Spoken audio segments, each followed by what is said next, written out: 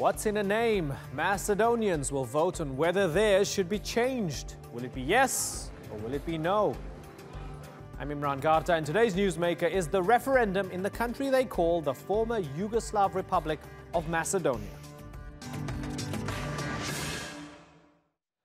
For decades, its bid to join the EU and NATO has been blocked by Greece, but maybe not for much longer. A few months ago, Athens agreed that if the Balkan nation changed its name, Greece would no longer stand in its way. And on Sunday, Macedonians will head to the polls and vote on whether that should happen. It's a source of great contention between Athens and Skopje, with both having a historical claim to the name. But if the people say yes, the nation will become the Republic of North Macedonia. But getting a yes vote isn't guaranteed. Those against it say the question is not only manipulative, but the deal with Greece amounts to treason. For more, here's Basil Rehan.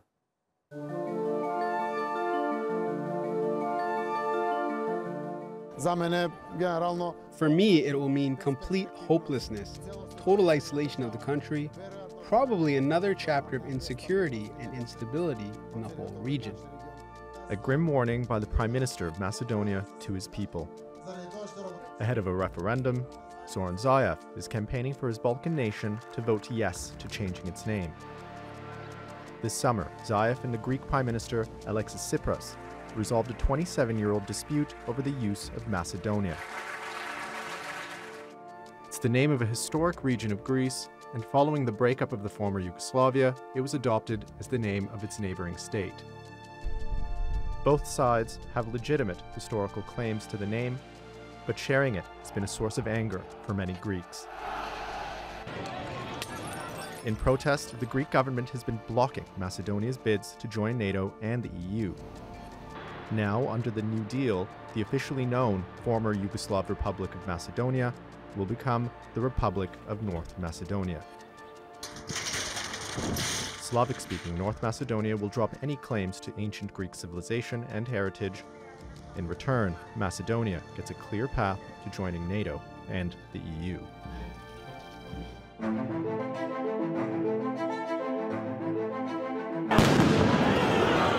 Getting a yes vote won't be easy. The referendum needs at least 50% voter turnout to be valid. And a growing no campaign is urging people to boycott the vote.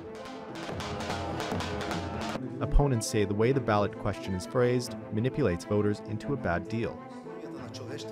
It says, "Are you in favor of NATO and EU membership and accepting the name agreement between the Republic of Macedonia and Greece?" To make matters more complex, some observers say Russia, a vocal opponent of NATO expansion, is now targeting the referendum with a disinformation campaign. If the Macedonian referendum passes, the deal then needs to be ratified by the Macedonian and Greek parliaments. That is also not guaranteed. For now, Macedonia's future and the geopolitical path of an entire region hinge on a name. The question is, will it stick? Basil Rehan, The Newsmakers. Well, to discuss this is a supporter of the name change, Petar Asovski. He's a public relations strategist in Skopje. And in New York, and opposed to the name change, is Meto Koloski. He's the president of the United Macedonian Diaspora. And with me on set is TRT World producer and Balkans researcher Abdulwahab Ayupi. Gentlemen, thanks so much for joining us. Let me start with you, Petar. Tell me why you want this to go ahead, why you will vote yes in the referendum.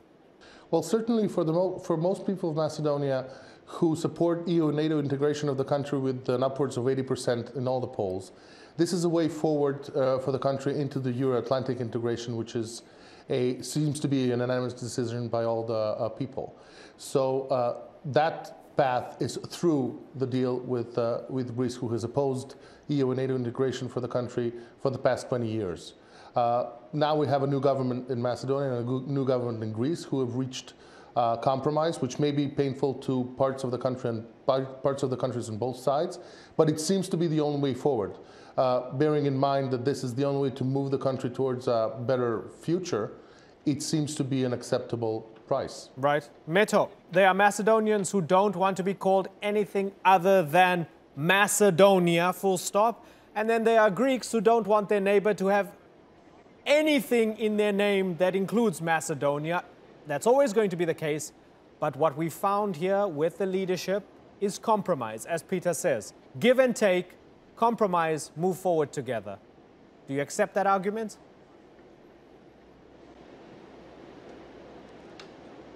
Well, I think definitely in negotiations, and unfortunately we are in these negotiations, or were in these negotiations. So within negotiations, you need compromise. However, the problem is that Macedonia is recognized by 137 countries worldwide. Macedonia signed up to this interim accord back in '95 to negotiate full stop, only the use of a name for UN and international organizations. What this government did was they negotiated everything down, meaning a new name for the country, the constitutional name domestically, where no government prior to that had ever agreed to changing Macedonia's constitution. We're changing the very fabric of Macedonian society, and this agreement whitewashes about a century of Greek discrimination and ethnic cleansing type of activities and cultural genocide of the Macedonians within Greece. And so who is going to continue fighting for those folks as well? Those of us who are Macedonian, we have that right. I have always known myself as Macedonian. Next year, Macedonia marks 75 years of statehood as a state formerly under Yugoslavia and now an independent state. And the people in '91 decided when they declared independence that their name is Republic of Macedonia.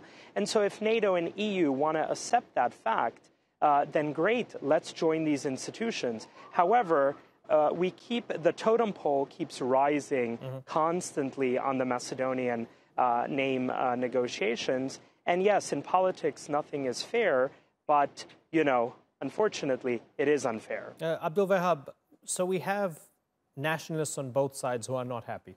Greek nationalists, Macedonian nationalists, people like Mito as well, saying this is the totem pole changes.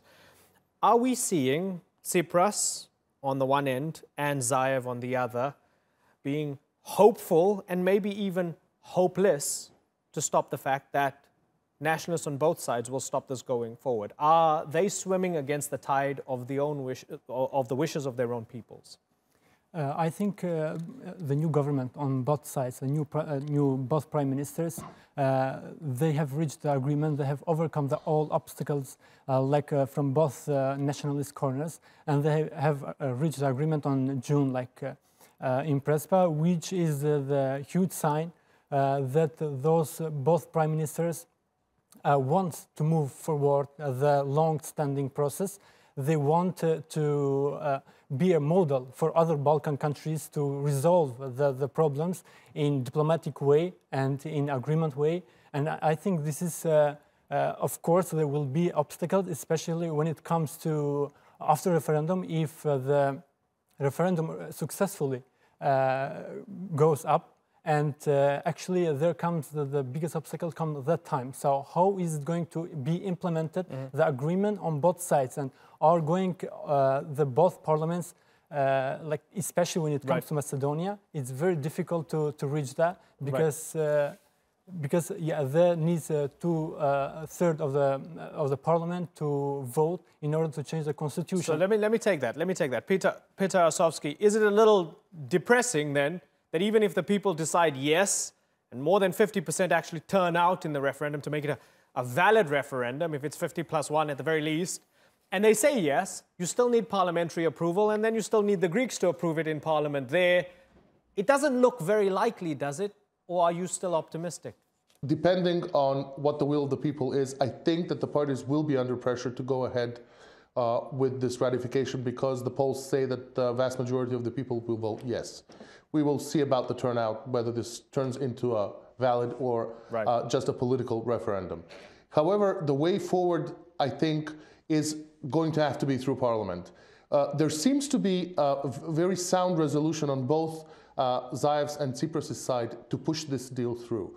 I think that what has changed in the meantime is that we now have a political establishment, both in Greece and Macedonia, who are willing to put aside the troubles of the past, let's call it that, and actually go ahead with a compromise that's been attacked on both sides, by the Greek opposition, by the Macedonian opposition, but it is a compromise that enables the countries to move forward in a friendly manner. There seems to be no lack of will and no lack of confidence on both prime ministers that it will go through political channels.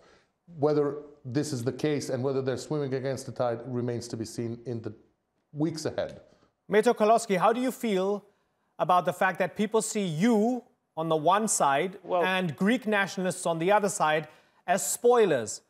People spoiling an historic opportunity to move forward. Thank you. And I definitely don't see us as spoilers, and nor do I see us as nationalists. I'm sorry, but the last time I checked, to be a human rights advocate is not to be a nationalist. And having my background, having lost family members throughout history, fighting different wars for an independent and sovereign and free Macedonia, I'm sorry, but the historic opportunity was missed, unfortunately, in 91 and 92. Greece should have been the first supporter of Macedonia's integration into NATO and EU and other democratic institutions. Instead, they chose to block Macedonia's path. And so when you block Macedonia's path in 2008, people get frustrated. And people are frustrated because, like I said, the totem pole keeps rising. And so there are no guarantees that this agreement will move forward in, one, in Macedonia with constitutional changes, and those constitutional changes are absurd. And two, the Greek government does not have the support domestically to pass this. And so we've been screwed over time and again. In 95, Macedonia signed an interim accord. Macedonia ratified it in parliament.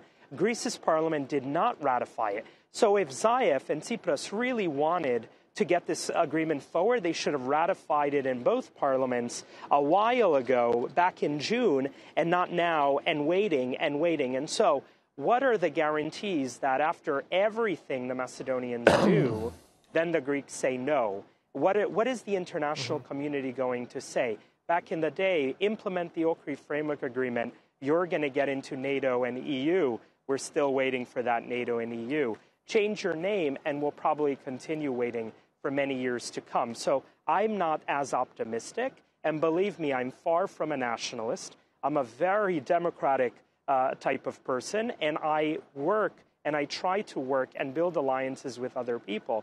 But if you really want to accept me as a person, you have to recognize my name. You can't be blocking me from a security alliance or an economic alliance based on a name. And then to require us to change our domestic constitution, that's, come on. Okay, so Peter, would that be the ultimate betrayal? And is that fear possible? And is it real? This fear that you have the people in Macedonia, or Fyrom, as it's technically legally called in the UN, I don't want to take sides in this discussion, who would go through this whole process? Well, it's technically legally called okay. the former Yugoslav Republic, if you're going to go technically. Former Yugoslav Republic of Macedonia, and thank you for the correction. So, Peter, the point that Mito's making, that you would go through all these steps, bend over backwards, show tremendous goodwill, have a referendum, get it ratified through parliament, put your neck on the line politically and otherwise, and make all these compromises, and the Greeks could still hold the trump card. And we have Mito talking about the past and saying that the Greeks have done this in the past. Is that fair, and is that a realistic fear? And can you understand where the man's coming from?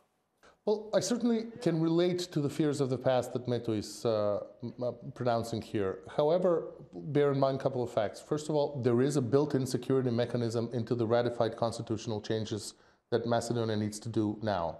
For example, there is an article there saying that these will come into effect only after Greece ratifies their end of the bargain. So there is a built-in security mechanism there.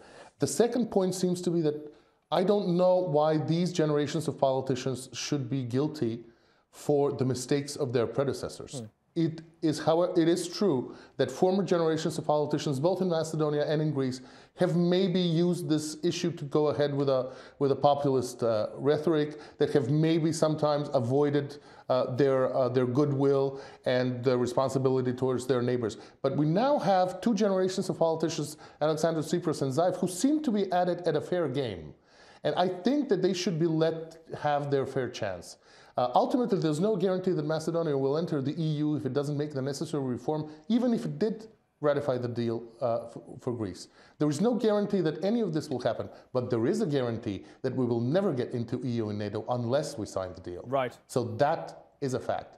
So I think that at this point, we've tried the alternative for the past 2 decades. I think there seems to be a will of the people to actually take a go at it once again and try and implement a new goodwill for the new generation and actually take a risk. Right. And taking a risk, I mean, that's at the heart of it, right? Abdul Wahab, let me ask you then, talking about the will of the people, how much do Macedonians want and need NATO and EU membership? From the latest assessment which we had, it's about 90% of the entire Macedonian population wants EU and NATO adoration. So when we are in Macedonia, so I think it's worth mentioning here, beside Macedonians, there are Macedonia closely. Half of the country is non-Macedonian, or consists of Albanians, ethnically, right. Ethnic Albanians, Turkish, Bosnians, and there is a consensus among all of them that we have no other options but integration in NATO and EU, because it's the only institution and it's the only way to move forward and to realize the aspirations and to hit on, let's say, coexistence and to move forward, especially knowing Macedonia, especially last 10 years, while has been facing with a lot of interethnic conflicts and challenges.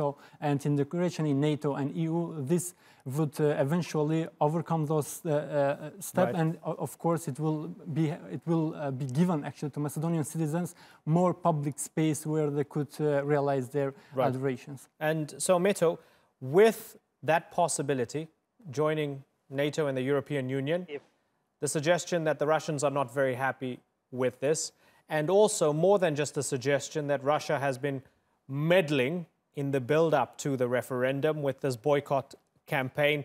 It doesn't come from me, it comes from James Mattis as well, the US Defense Secretary, and others talking about Russian meddling. How do you feel about that the Russians find it that important to possibly get involved and try to maybe sway the vote of the referendum? We conducted a poll several months ago, and more than 95% of the people were against the name change, and primarily that came from people in Macedonia.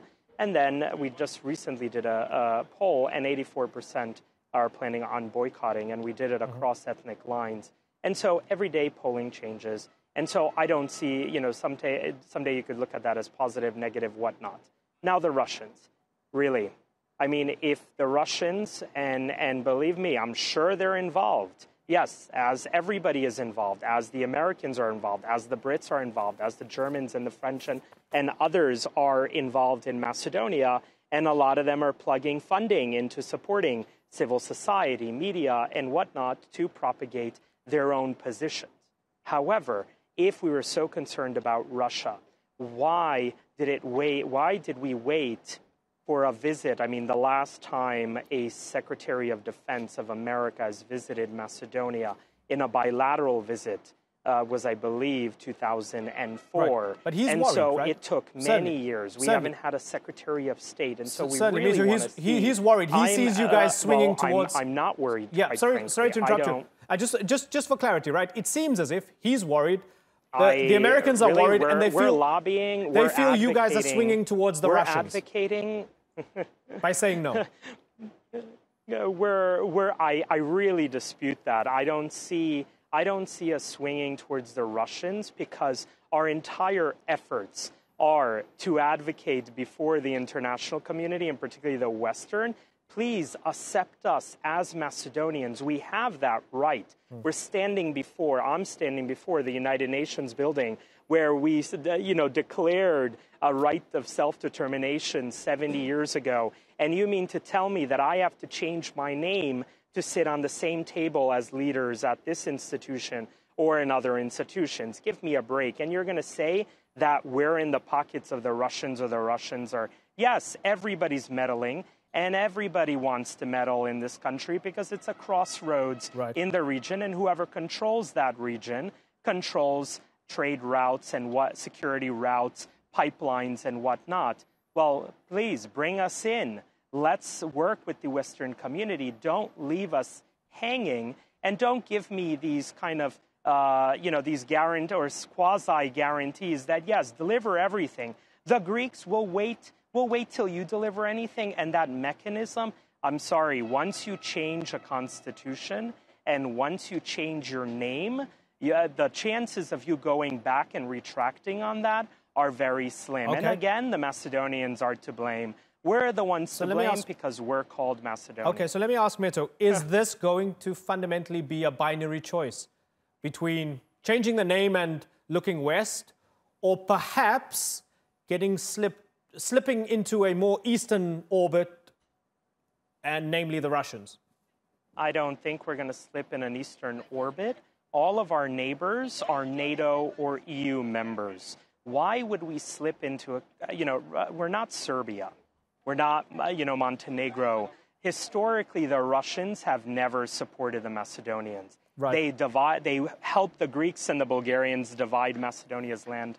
Historically, they have never stood. And you know what? If the Russians really cared, why did they sign on to the Security Council Resolution 817 back in '93 and saying that the new name of this country temporarily at the United Nations would be the former Yugoslav Republic? Okay. And so everybody is to blame, the Russians, the Americans, all that, because we allowed the Greeks to go this far. And we're negotiating from the point of weakness because Macedonia is not a stable economically nor politically.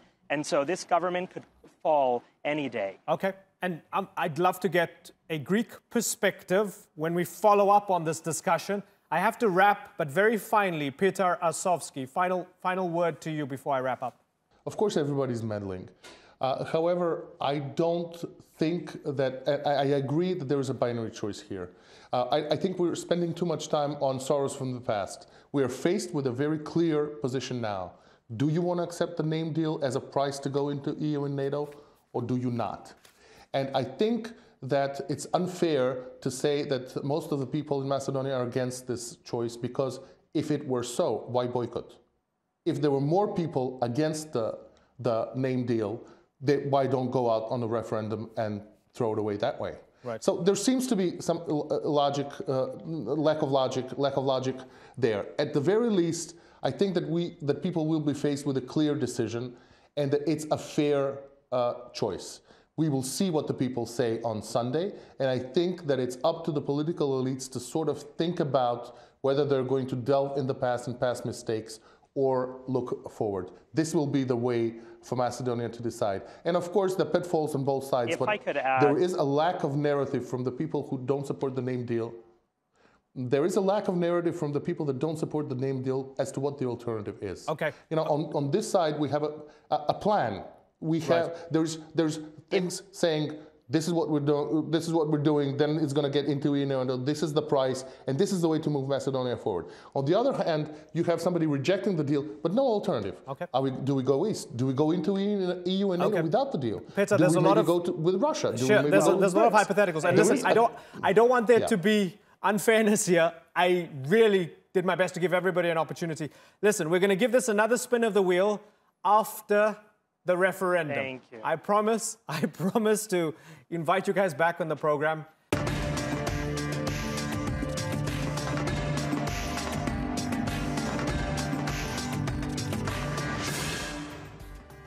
Still to come on the program, Bill Cosby is sentenced for sexual assault. Has justice finally been served? And was the BBC's most popular drama in a decade Islamophobic?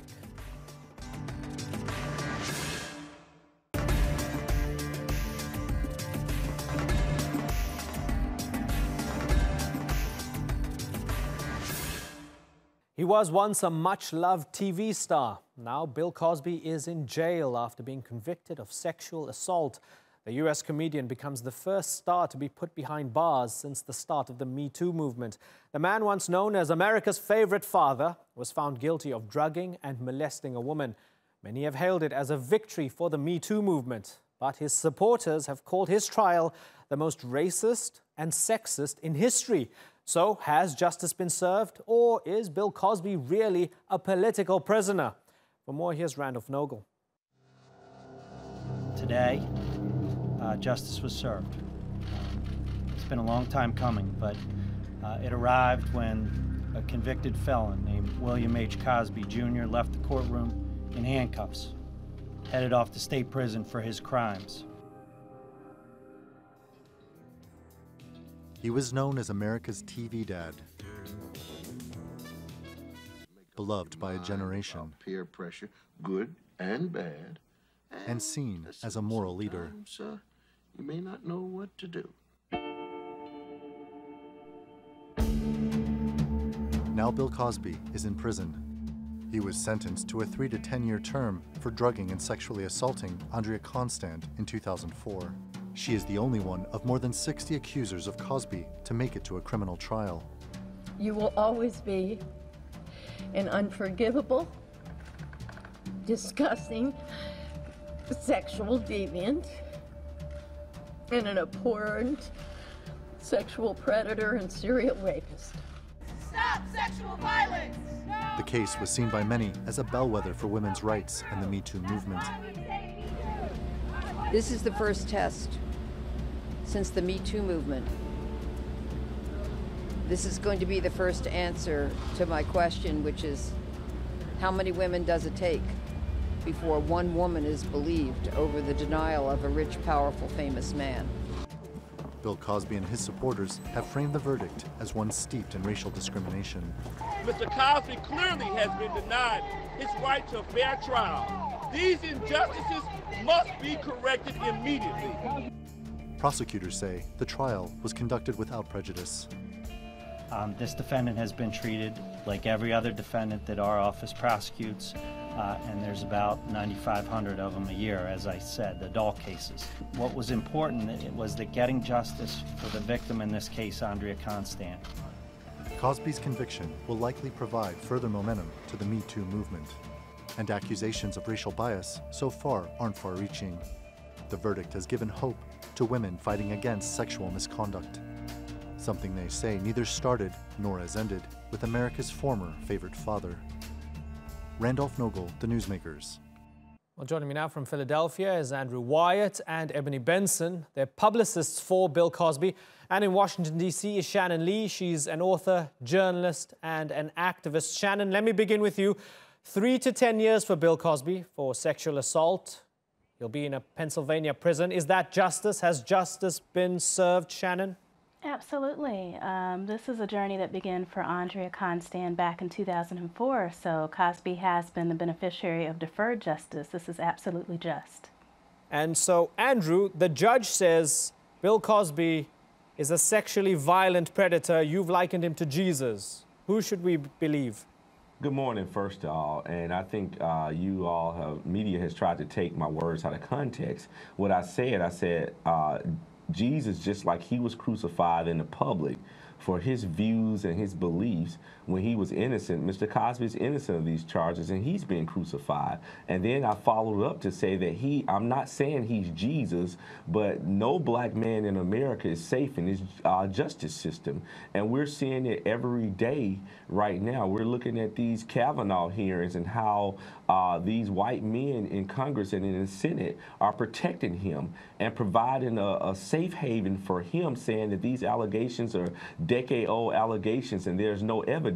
Same for Mr. Cosby. What happens to the guy in Seventh Heaven? He admitted to molesting boys.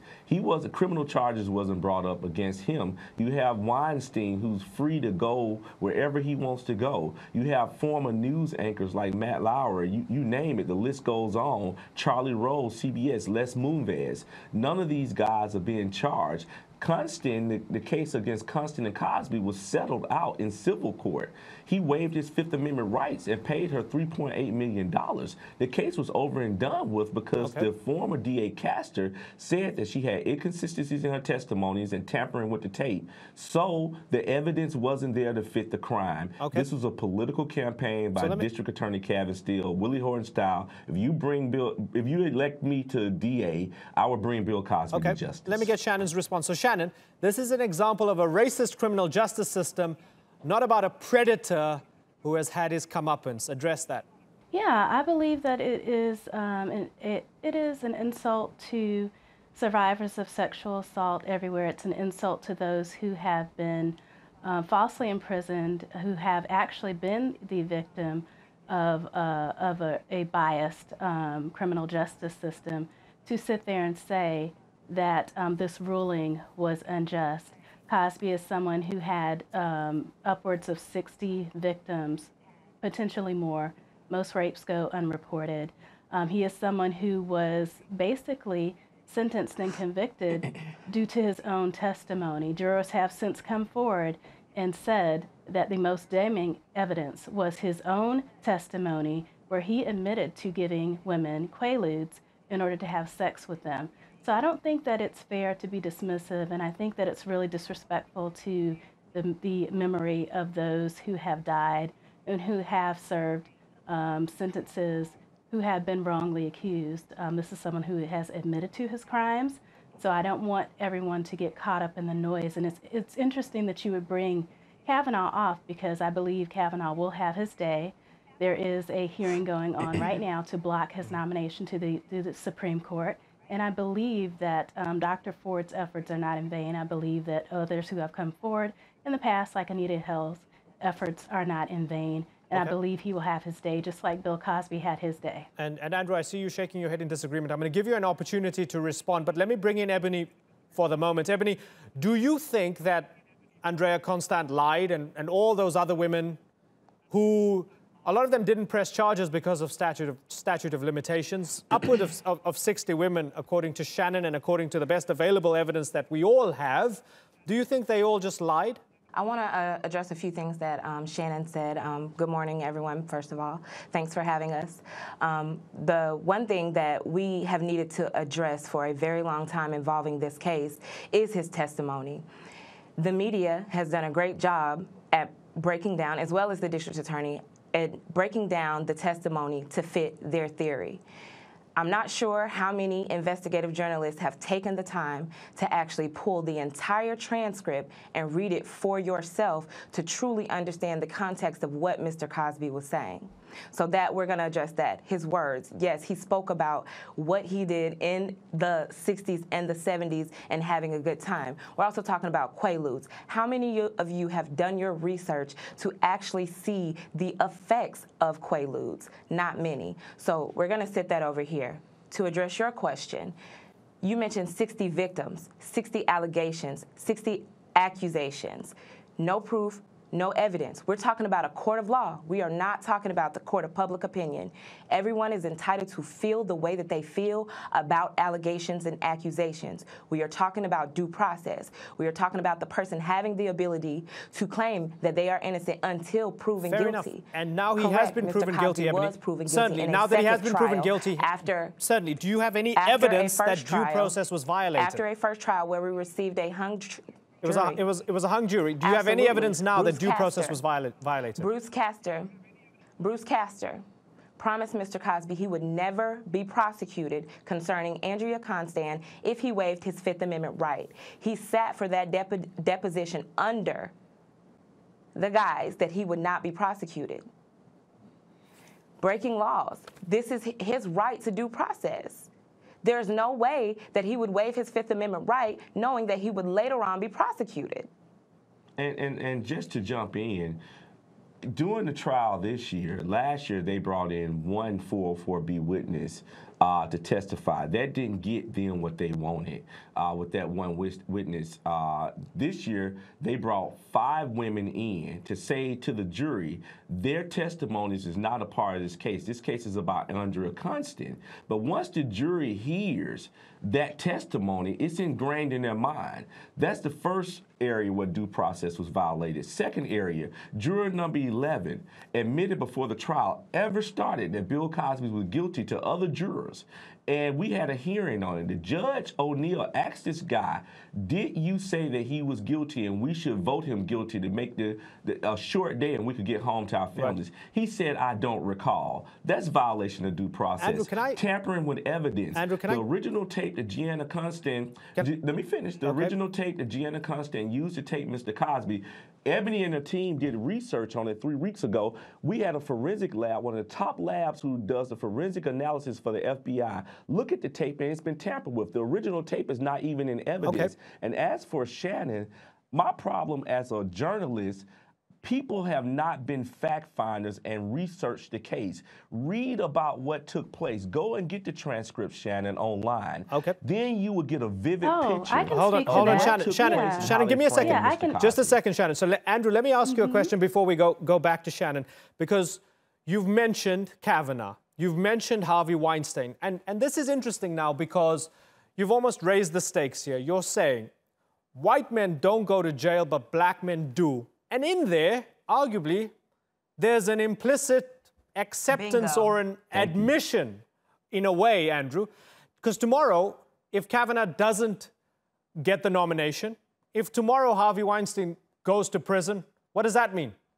Does that mean that your argument falls flat? Does that mean that they're all sexual predators? That you accept that Bill Cosby as well, in addition to those men, did what he did? But let me be clear. Let me clarify what you're stating and what I'm saying. All of these white men are being protected by a system. People are coming out, white women are coming out on their behalf saying, there's no way that this could be true because the evidence is not there. They're protecting them. Same situation with Bill Cosby. No protection because it's a black man, and what Gloria Allred and all these people were able to do, they got a salt and pepper shaker out. They sprinkled a bunch of salt and a little sprinkle of black pepper to try to make it believable. And basically, to piggyback on what Andrew was saying, in America, the justice system is not the same for people of color as it is for other people. That is a fact. That is something that cannot be argued. Equal distribution of the law is what needs to happen. You have Brock Turner, who was caught red-handed and only sentenced to 90 days. A 79-year-old in California doesn't have to register as a sex offender. How about we all accept this? Sexually assaulting a 5-year-old. How about we all accept that the criminal justice system is terribly unfair, and the possibility is that Bill Cosby did what they say he did, right? Because Shannon's not saying the criminal justice system is not unfair. Shannon, come in. Yes, absolutely. And I would love, first of all, for Ebony to explain her expertise in toxicology, because the original testimony by Constant stated that it was a mix of Quaaludes and wine.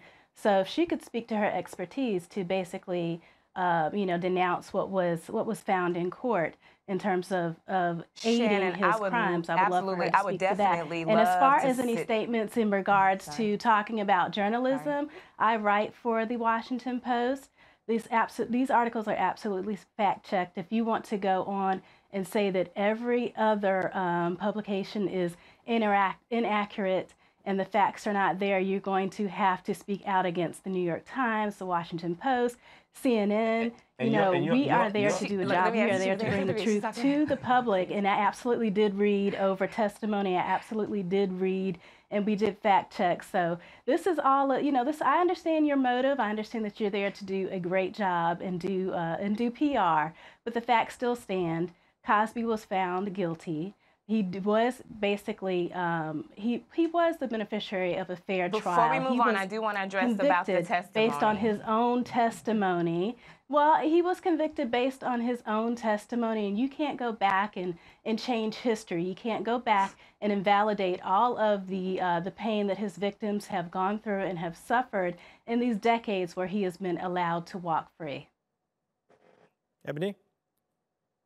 And again, thank you, Shannon. And I totally apologize for interrupting you. I thought we were going to address one thing before moving on.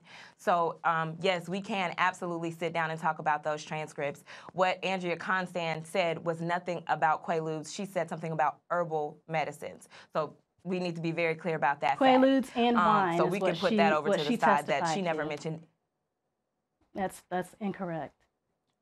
Again, reading those transcripts, reading her transcripts from her police statements, 1, 2, and 3 police statements, she mentioned herbal medicine. She never mentioned Quaaludes and wine. And again, I would love to sit down and talk to you about that and compare the research on that, because I do believe you are a very, very smart woman, and I don't doubt that at all. And I believe you, maybe as a journalist, do fact find and check what material you are being given, but I cannot say that for the rest of the media. I cannot say that with absolute certainty. And Shannon, and also, just to say, he has been found guilty at this point, which is why, again, we're here to talk about what's next. We know that he's been found guilty, but he's been found guilty improperly. He's been found guilty using falsified evidence. He's been found. Well, Shannon, that's not the argument, Shannon, you said something that's very interesting. You said we can't go back and change history. So you mean that we cannot go back and change history for black ancestors who was raped by white men and slave owners too? So listen, we can't Cosby go back had and black change victims, history. so I'm not going to let you sit here and spin the story and act like the stories of his black survivors are and the Washington Post. No, we allowed you to finish, Shannon. We allowed you to finish. And Cosby had black victims. You said you work for the Washington Post, and you're right. The Washington Post has been one of the most egregious publications. You guys have been one-sided. You have been one-sided in your stories. I would love to sit down with you, Shannon. I don't want this to be a discussion about the Washington Post. All of the information with you, so Andrew, you let me can ask you a read final it. question. Sorry to interrupt you. I don't want this to be about the credibility of the Washington Post or Shannon's work. Andrew, this is seen. Cosby's conviction is seen as a victory for the Me Too movement. I know that you support Cosby. Do you support the Me Too movement? I support any woman that has proof and she has come forward to say that she has been sexually violated. I support that. I don't think the Me Too movement has been totally fair and accurate in some of the things that they have been putting out. However, if a woman says that something happened, I think we should look at it. But before we go out there and blame someone, because the minute you make the accusation, the man is plastered everywhere. Investigate it first. Investigate it, look into all the evidence, and then you bring charges forward. That's due process. And that's what I believe in. I'm not here to attack anybody's movement. I don't want anyone attacking the civil rights movement, even though a lot of people do. I'm just saying right now, the unjust judicial system for Mr. Cosby, that's what I'm talking about. He wasn't tried fairly. He shouldn't have never been there. But I will say this. They might have got what they wanted, but they gave us what we needed. And he will be found innocent up on appeal and vindicated. I guarantee you that. Okay, something I think you can all agree on, and I don't have more time for more of a discussion here, but something that does strike me as a little bit strange. He's 81 years old, and he's being put in maximum security. I doubt his fellow prisoners are in danger. He's 81 years old. That's one big question mark. Perhaps the next time we talk about this, we can discuss that. But for the moment, Ebony Benson, Andrew Wyatt, and Shannon Lee, I thank you all for taking the time to come and talk to us on the Newsmakers. It was the most watched BBC drama in a decade. Bodyguard followed a white male veteran whose job it was to protect the UK's Home Secretary. He ends up being the hero after foiling a suicide plot by a Muslim woman. But the series finale has struck up quite the debate on how Muslims are represented on TV. Many were angered that yet again someone from the Islamic faith was depicted as a terrorist. So, is the outrage justified? Let's go to London and ask our guest, Ziad Abaza. He's a British actor. Ziad, good to get your perspective, especially as an actor working within this industry in the UK. I haven't watched Bodyguard. I've read a couple of the op-eds about it. I've seen some of the noise on social media. The fact that you had this character who ends up being a terrorist or somebody who wants to commit terrorist acts in the UK, who happens to be a Muslim woman who has hijab, As an actor, is that problematic for you? Do the people who are angry about it, do they have a point? I think one of the most important things when thinking about these issues is the psychological associations that get created when people are presented with such characters. So, for example, in this show that you're specifically referring to, within the first half an hour, you have this situation where you have the main character coming into a toilet that you assume is going to be empty. And to your surprise, you're immediately hit with this visual image of this woman in hijab carrying a bomb, looking with a face of terror and horror. Now, that is a very powerful phenomenon that really imprints itself on the psyche of viewers. Film as a medium is a very multi-sensory experience. So you are visually stimulated, you are stimulated by sound, you're also stimulated by the emotions through which you're going through.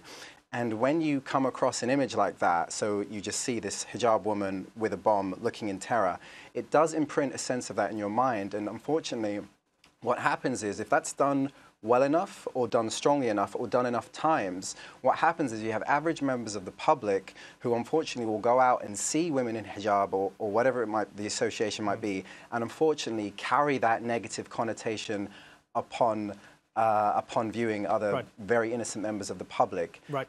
This is a crime show, right? So let me put it to you this way. Are you saying that Muslims can't be portrayed as terrorists, or that, hey, you know what, yes, Muslims can be portrayed as terrorists, but when you have a responsibility as a TV show, or if you're putting stuff out there as fiction, you also need to have a large number of characters who happen to be Muslim who are all sorts of other things as well, and not just terrorists. Is that the point?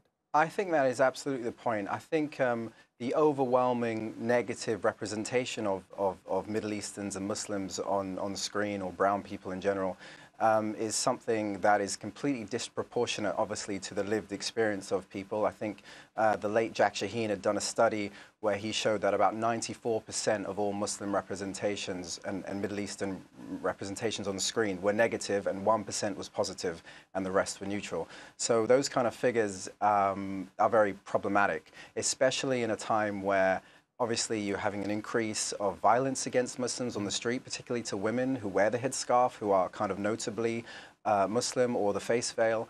And I definitely do believe that these kind of images and these storylines are definitely perpetuating these kind of acts, you know, whether it's online violence or on the streets. So yes, you're right, we do need more kind of three-dimensional characters. We need characters that you might sympathize with. I wouldn't say that you should cut out representing Islam or Muslims, sorry, as being potentially involved in terrorism, because that is a reality that we have to deal with, and drama does need to deal with those things. But then to kind of isolate it and make that the only kind of or dominant representation is very problematic. Right. That's a fair point. As an actor, when you go for a casting call or you get callbacks, I wonder, is most of it you being handed stuff where you've got stuff to read where you're like, I kill you, American infidel, I blow you up? Or, I mean, you know, that sort of thing. Is it mostly that sort of nonsense? There is a lot of that, to be honest. Yeah, I guess personally I've been quite fortunate that I've kind of tried to avoid those. It's quite difficult sometimes because you don't want to be, you know, too problematic. Obviously, coming up, especially early on in your career. But I remember one actor was saying that, you know, we should try and take on these roles, but kind of like change the narrative and play it more sympathetic, or kind of have influence. And that's definitely one opinion which I think is valid. But from my experience, of course, as a young kind of, you know, actor of Middle Eastern origin, that is very common to kind of be, you know, I do this for my God, and you know that it's yeah, many times that's been the case. So the show's creators, going back to Bodyguard and the noise around it, and again, full disclosure, I haven't watched Bodyguard. I did watch Line of Duty, created by the same director, writer, and so forth. And I was thinking back today, as I was doing my reading and in the build-up to this interview, I was thinking about the characters in Line of Duty, and I remember there was a crooked police detective, Sergeant Lenny James, who was black. There was some crooked kind of corrupt northerners who were white. There was also a Muslim character who was unfairly accused by the authorities. He just happened to be Muslim and they thought he was involved in a plot, but he was innocent. And so with all of that in mind, should we be giving the benefit of the doubt to the creators that they're just trying to sort of represent a mixed bag, the reality of stuff out there? And when you're dealing with crime, you're going to get a whole bunch of characters. And you know what? In this particular case, this just happens to be a Muslim woman. Yeah, I can kind of sympathize that, and I actually believe that most of it isn't kind of malicious in intent. I don't believe there are people actively trying to like represent Islam as bad. I think that's the kind of schema of society right now, and that's just being reflective in the creative energy of a lot of these writers. So they're just maybe lazily kind of leaning off the kind of ambient culture, which is very kind of anti-Islam and very scared of terrorism, and using that as an idea within their creative process. So I wouldn't say there was necessarily blame on them, but at the same time, yes, you can kind of mix it up with like, okay, we've got a white bad guy as well, and we've got this guy's a bit suspect, and this Muslim was actually innocent. But then at the same time, the overwhelming dominance of the narrative is still that there's this projection, and very few positive. Like even in the example you just gave, it's like, okay, they weren't a terrorist, few, but the association was probably already built, and that's enough psychologically, going back to the first point, enough to kind of cement that idea in people's minds. So at least you're suspicious of them. But I think we definitely need to be moving more towards a positive sense. Why not have a woman in a headscarf who's actually a lead and who's actually doing great things? Why can't we go there rather than just be a case of it's either a terrorist or it's like they're innocent of being accused of terrorism. Do you know what I mean? Like, how about something positive? Yeah, I can agree with that. So Ziad, very finally, my colleague told me that you were the guy in the movie. You were the guy who made doner meat out of customers in a kebab shop. Is that true? Yeah. Yeah, absolutely. Yeah, that's true. Yeah, it was a film that I was, very, very happy to be a part of. One of the things which I really appreciated was the idea that here was like a kind of character of an ambiguous Middle Eastern place that wasn't to do with political Islam or terrorism or being a jihadi or anything like that. It was rooted in a story which had human themes, which you could have replaced that character with a dude working in a fish and chip shop and it would have still made sense. And that's why I was very happy to be part of that, and I felt like that's a good step towards coming away, creating kind of three-dimensional sympathetic characters that you can kind of root for in a way, and that's what we need to see more of. I'm surprised the vegans haven't championed the movie yet. Ziad, good to talk to you. Thanks for joining us on the Newsmakers. That's all for this edition of the Newsmakers with me, Imran Garda. You can check out more of our stories on YouTube, Facebook and Twitter. Remember to like, follow and subscribe. Until next time, thank you for watching. Bye-bye.